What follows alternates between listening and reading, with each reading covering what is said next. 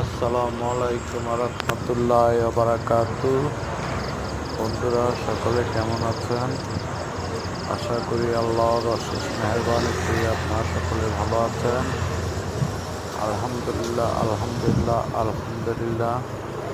আমিও আপনাদের দোয়ায় আলহামদুলিল্লাহ অনেক ভালো আছি। আমি সকলের জন্য দোয়া করি আল্লাহ যাতে সকলের মনের আশা পূরণ করে, সকলকে বিপদ আপদ থেকে মুক্তি রাখে, সকলের শরীর সুস্থ রাখে। এই দোয়ায়